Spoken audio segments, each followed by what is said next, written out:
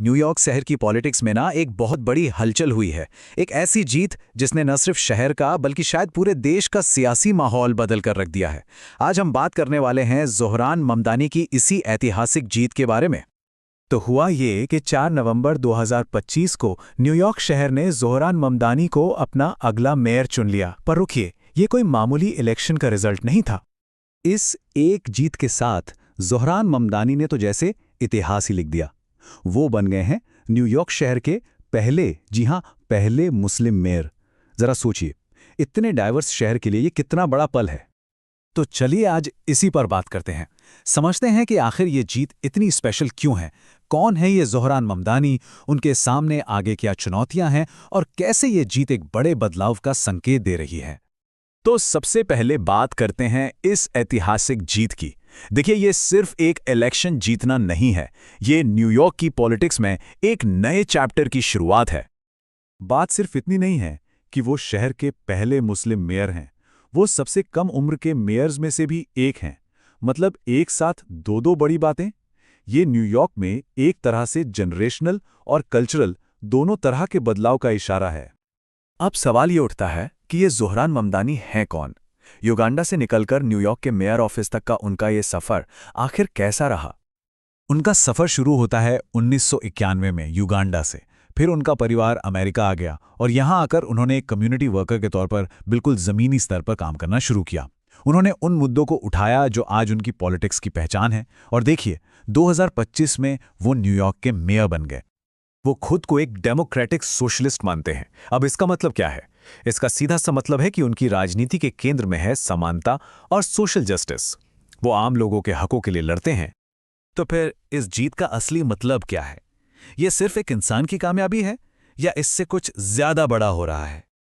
देखिए, इस जीत को खास बनाने के पीछे 3 बड़ी वजहें हैं। पहली, ये एक ऐतिहासिक राजनीतिक बदलाव है। दूसरी, उनका प्रोग्रेसिव पॉलिसी एजेंडा। और तीसरी, ये एक बहुत पावरफुल पॉलिटिकल सिग्नल देता है। सबसे पहली बात, ये एक हिस्टोरिक शिफ्ट है। सोचिए, न्यूयॉर्क जैसा शहर जहां दुनिया भर के लोग रहते हैं, वहां एक मुस्लिम मेयर का चुना जाना, ये अपने आप में इंक्लूजन और रिप्रेजेंटेशन का एक कितना बड़ा सिंबल है।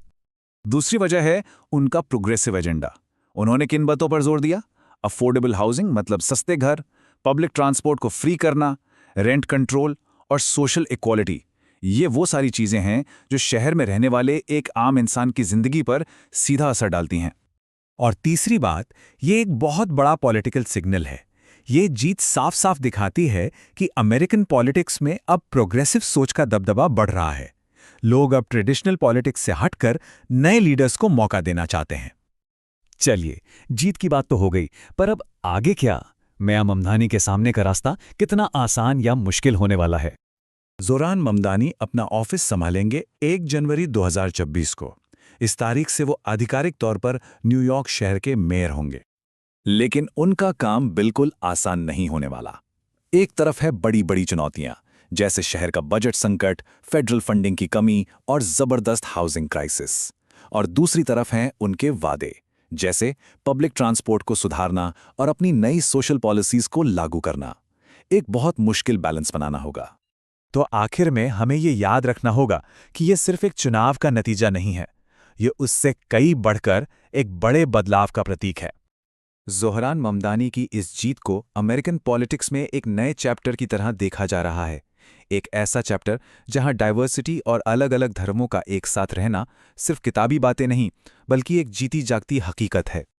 उनकी इस कामयाबी ने दुनिया भर में बसे प्रवासी समुदायों में, खासकर साउथ एशियन और मुस्लिम बैकग्राउंड के लोगों में, एक नई उम्मीद और गर्व की लहर दौड़ा दी है।